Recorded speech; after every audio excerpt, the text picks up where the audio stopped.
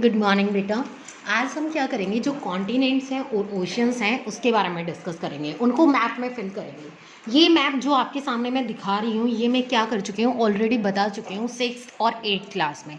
लेकिन मैं 7th class में मैप अब तक नहीं करवाया है, वो क्लास अरेंज नहीं पाई। उसके बाद बारिश हो गई थी, जिसकी वजह से क्या हुआ था, क्लास नहीं हो पाई थी आप लोगों की मैप की। लेकिन मैंने जो फिल कर रखा है, मैं उसी में दोबारा से आपको एक एक चीज़ बताते हुए चलूँगी। आप साथ में वर्ल्ड का मैप ले लोगे फिजिकल वाला और उसमें फिल करते हुए चलोगे, ठीक है।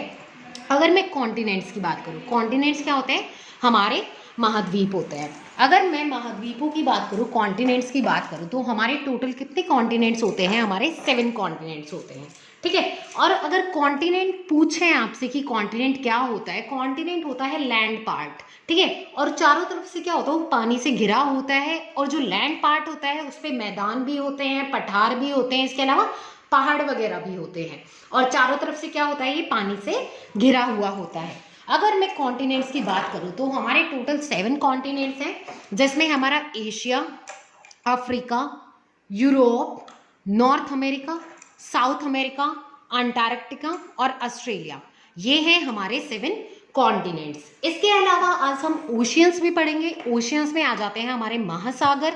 महासागर हमारे कितने हैं, टोटल 4 हमारे महान सागर हैं। मेन ओशियंस कितने हैं, हमारे 4 ओशियंस हैं, जिसमें हमारा पैसिफिक ओशियन आ जाता है, अटलांटिक ओशियन आ जाता है, इंडियन ओशियन आ जाता है और आर्कटिक ओशियन आ जाता है, ठीक है। तो हमारे मेन क्या है, 4 ओशियन है। और अगर हम कॉन्टिनेंट्स की बात करें तो हमारे 7 कॉन्टिनेंट्स हैं।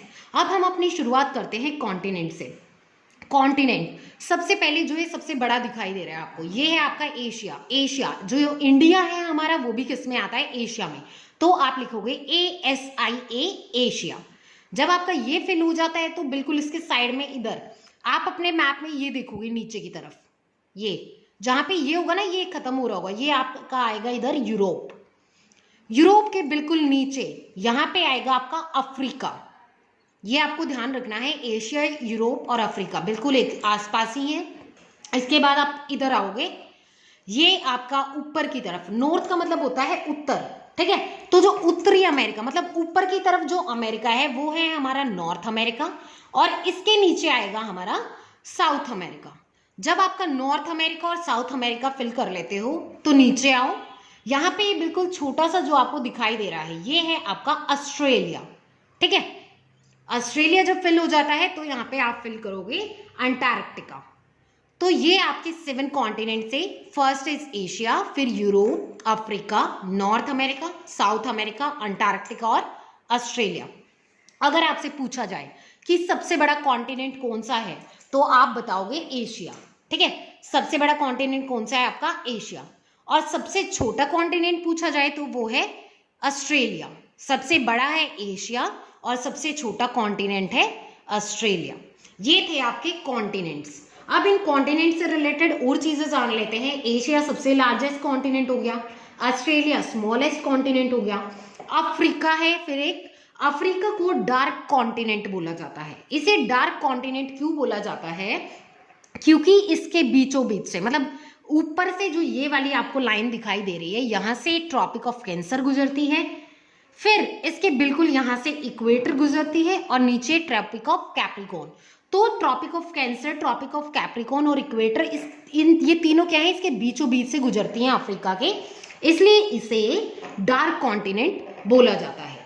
ये 3 फैक्ट्स थे जो आपको ध्यान में रखने हैं कि एशिया सबसे बड़ा कॉन्टिनेंट है, ऑस्ट्रेलिया सबसे छोटा है और अफ्रीका को डार्क कॉन्टिनेंट इसलिए बोला जाता है, जो ट्रॉपिक ऑफ कैंसर, इक्वेटर और ट्रॉपिक ऑफ कैप्रिकॉर्न है, वो अफ्रीका से होते हुए गुजरते हैं।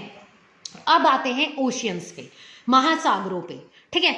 ओशियंस की अगर बात करें तो हमारे मेन 4 ओशियंस हैं, जिसके नाम मैं आपको ऑलरेडी बता चुकी हूं। ये चारों ओशियन आपस में इंटरकनेक्टेड होते हैं, एक दूसरे से जुड़े होते हैं। इसके अलावा ये ओशियंस लगभग 70% वाटर क्या करते हैं, कवर करते हैं। पूरी अर्थ की सरफेस पे जो 70% पानी होता है वो हमारे ओशियंस में पाया जाता है। इसके अलावा जो हमारी अर्थ की सरफेस है, मतलब जितना अर्थ पे पानी है, उसमें 97% पानी ओशियंस में मिलता है, ठीक है। अब आपको ओशियंस फिल करने हैं। ये इंडिया है, इंडिया के नीचे है हिंद महासागर, इंडियन ओशियन। यहाँ पे आप इंडियन ओशियन फिल करोगे, फिर आओ सेकंड पे, यहाँ पे आप अटलांटिक ओशन फिल करोगे, नॉर्थ अमेरिका और साउथ अमेरिका के इधर और अफ्रीका के इधर अटलांटिक ओशन। ये आपके दो ओशन हो गए, इंडियन ओशन, अटलांटिक ओशन। फिर आप फिल करोगे पैसिफिक ओशन, क्योंकि हमारी अर्थ क्या है, गोल है। तो अगर मैं इस मैप को यूं फोल्ड करूं तो पैसिफिक ओशन का कुछ हिस्सा यहाँ पे आएगा और कुछ हिस्सा यहाँ पे आएगा। तो आप यहाँ पे पैसिफिक ओशन फिल करोगे और यहाँ पे भी पैसिफिक ओशन फिल करोगे। तो यहाँ पे आप पैसिफिक ओशन फिल करोगे। फोर्थ आता है लास्ट, आर्कटिक ओशन, जो आपका इधर है। आर्कटिक ओशन इधर और इधर फिल करोगे। ये थे आपके oceans, Indian ocean, Atlantic, Pacific और आर्कटिक। ठीक है, ये आपके चारों ओशियंस थे जो आपको सीखने थे। और अगर आपसे पूछा जाए कि सबसे बड़ा ओशियन कौन सा है, तो आपका पैसिफिक ओशियन सबसे बड़ा है। कौन सा ओशियन है? पैसिफिक ओशियन सबसे बड़ा है। और इंडियन ओशियन तो आसानी से समझ आ गया कौन सा है, इंडिया के बिल्कुल नीचे वाला। तो ये आपके कुछ ओशियंस थे। इसके अलावा कुछ आपके क्वेश्चंस है जो आपको अपनी कॉपी में करने हैं। The number of continents in the world is, कि पूरे वर्ल्ड में कितने कॉन्टिनेंट है? 5, 4, 7। तो इसका आंसर आएगा 7। It is the largest continent, सबसे बड़ा कॉन्टिनेंट कौन सा है? मैंने अभी आपको बताया था, एशिया। पैसिफिक क्या है? सबसे बड़ा ओशियन है, कॉन्टिनेंट या कंट्री है? तो ओशियन है। Which continent is known as the dark continent, कौन से कॉन्टिनेंट को डार्क कॉन्टिनेंट के नाम से जाना जाता है? अफ्रीका को जाना जाता है। तो ये आपके कुछ 4 क्वेश्चंस थे। इसके अलावा 2-4 फैक्ट्स हैं, मैं आपको सेंड करूंगी। ये आपको अपनी ज्योग्राफी की कॉपी में मैप फिल करके पेस्ट करना है, साथ में क्वेश्चंस और फैक्ट्स भी लिख के अपनी कॉपी में रखने हैं। क्योंकि मैक्सिमम मैं आपको 10 से 12 या 15 तक मैप्स कराऊंगी अलग अलग टाइप्स के, तो वो उन मैप्स में से आपके एग्जाम में भी वो मैप्स आएंगे। ठीक है, तो इसलिए बहुत अच्छे से इनको सीखना है। अगर फिर भी किसी को डाउट है तो आप पर्सनली मेरे पास मैसेज या कॉल करके पूछ सकते